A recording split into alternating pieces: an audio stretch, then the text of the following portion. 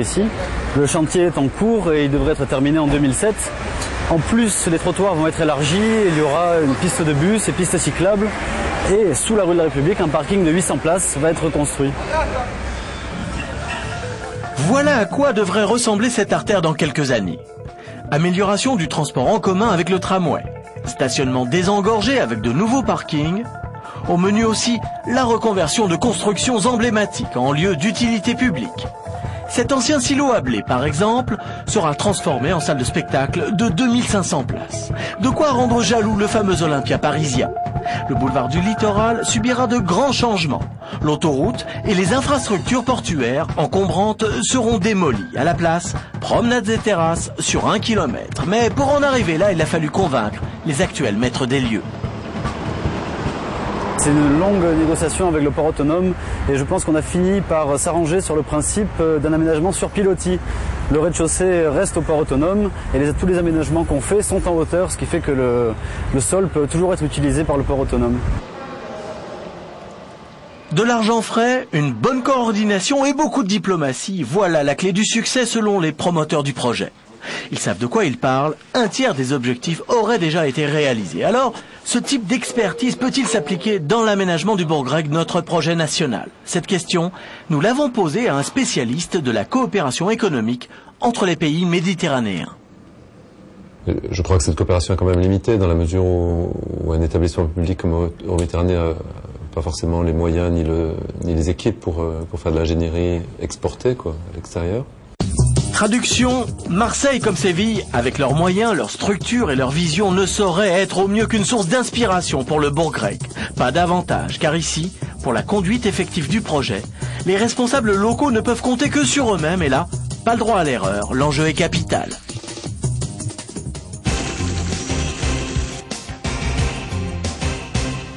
Pour commenter ce dernier reportage, on retrouve sur ce plateau M. Starkel.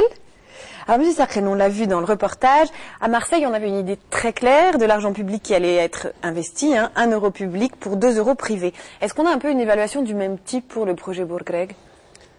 Les retombées du projet d'aménagement de la vallée sont très importantes. Il y en a qui sont facilement mesurables, d'autres qui le sont un peu moins. Nous estimons aujourd'hui que les retombées en matière d'activité et d'emploi sont très importantes. On crée de l'activité au niveau des secteurs des BTP, on crée de l'activité au niveau des secteurs des finances, nous créons de l'activité au niveau de l'artisanat, nous créerons de l'activité au niveau du tourisme et on crée surtout beaucoup d'emplois. Ils ont été estimés à 114 000 emplois. Justement, comment on a calculé ces 114 000 emplois? Eh bien, nous avons imaginé tous ces projets pendant la phase d'aménagement, pendant la phase de développement, pendant la phase d'exploitation, et chaque emploi direct créé donnera naissance à 2 emplois indirects créés. Je donne l'exemple des cimentiers. Aujourd'hui, il va y avoir une demande importante qui va créer un emploi direct pour les gens qui vont construire sur site, mais qui va aussi créer au moins 2 emplois au niveau des entreprises qui produisent du ciment. Ça, c'est un exemple parmi d'autres. Vous avez parlé des fonds publics. L'État, les collectivités locales vont profiter de cette opération d'envergure. Nous avons fait un plan d'affaires de l'État marocain et des collectivités et nous avons estimé tous les impôts directs et indirects, toute la fiscalité qui va naître grâce à ce projet. Et là aussi, nous avons un chiffre qu'on peut annoncer qui est de 8 milliards de dirhams d'impôts et taxes qui vont être collectés par l'État et les collectivités locales. Qui seront générés par les hôtels, les résidences qui seront installés sur le projet? Enfin, qui seront installés sur le Bourg-Grec. Quand on initie une opération d'aménagement, nous avons les taxes de lotissement, les taxes de construction, les taxes de morcellement, nous avons l'impôt sur les sociétés, nous avons de la TVA, nous avons de l'impôt général sur le revenu. Toute cette activité va faire en sorte que l'État marocain va se retrouver dans son investissement qui est de 1 milliard de dirhams, 1 milliard 250 millions de dirhams qui va être investi dans la phase d'aménagement. Alors, une question qui va beaucoup intéresser les Rbati et les Slaouis. Quand est-ce que le tramway sera sur les rails? Nous pensons le mettre en exploitation pendant l'année 2010, fin d'année 2009, début 2010. Aujourd'hui, qui finance le début des projets, hein, de ce projet du tramway? C'est l'État et les collectivités locales, plus le fonds SN2. Aujourd'hui, on n'a pas fait une affectation de cette manne qui est de 3,250 milliards de dirhams. Nous estimons que c'est une trésorerie qui est mise à la disposition de l'établissement public, charge à l'équipe dirigeante de l'affecter en fonction de l'état d'avancement des projets. Le projet de tramway a nécessité et nécessitera quelques 70 millions de dirhams pour la phase conception-étude. C'est un projet qui va coûter à la collectivité 2,5 milliards de dirhams, et qui va peut-être intéresser les investisseurs privés qui vont pouvoir participer à cet investissement qui est conséquent. Mais nous, sous forme de concession, on imagine une concession pour le gérer, c'est ça? Je pense que ça peut être dans le cadre d'une concession. Aujourd'hui, nous faisons une étude institutionnelle qui s'inspire un petit peu des modèles comme le modèle de Séville. Nous avons effectué quelques déplacements à l'étranger pour voir un peu comment ces projets d'envergure ont été montés. Nous en inspirons et nous allons mettre en place et annoncer prochainement le montage institutionnel de cette opération.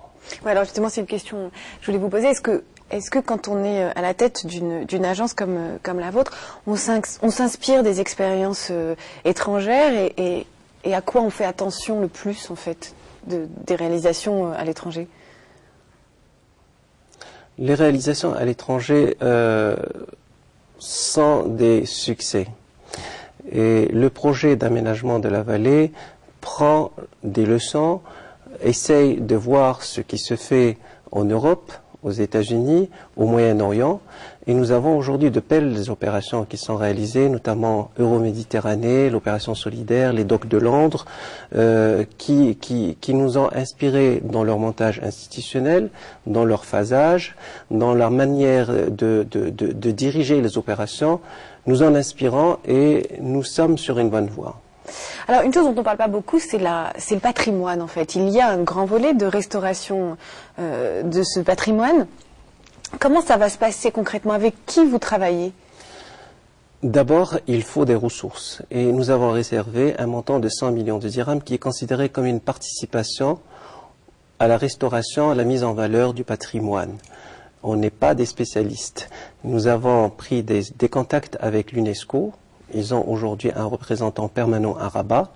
Nous sommes en train de voir dans quelle mesure on peut profiter de leur expérience, profiter de l'expertise des consultants qui travaillent pour l'UNESCO et procéder, Inch'Allah, au classement des monuments historiques de Rabat, comme les Oudaya, comme le Shella, comme les murailles, comme les portes, comme patrimoine mondial.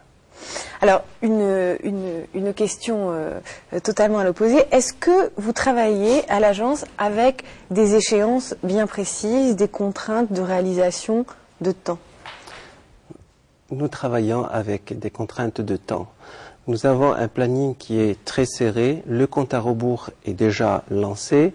Nous avons la première séquence qui est là, qui a été lancée le 7 janvier 2006 par Sa Majesté le Roi. Nous voulons que la date de le 7 janvier ne soit pas une date quelconque. Tous les années, tous les ans, on va procéder à l'inauguration d'un projet et on va procéder au lancement d'un autre projet.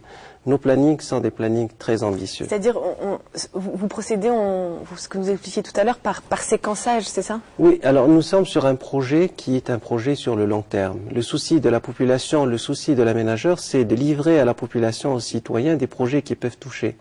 Alors, par exemple, la marina, techniquement, c'est une opération qui peut se réaliser en un an. Nous pensons, et là je prends un risque, un pari, un défi, la mettre en exploitation pour le 7 janvier. La séquence 1 comprend... Le 7 janvier de l'année 2007, c'est-à-dire 12 mois après le lancement de cette opération. La Cité des Arts et des Métiers qui est avoisinante, nous sommes déjà en train de réfléchir sur l'aspect architectural de cette séquence et nous souhaitons aussi la mettre en développement, en commercialisation, dans des délais très très ambitieux. Bah écoutez, Monsieur Sarkal, on se donne rendez-vous dans un an. Inch'Allah. Je vous remercie pour vos explications. À très bientôt. À bientôt. Ainsi prend fin cette édition. Merci de votre attention. Nous nous retrouvons prochainement pour une nouvelle émission. En attendant, je vous souhaite une excellente soirée sur 2M. À très bientôt.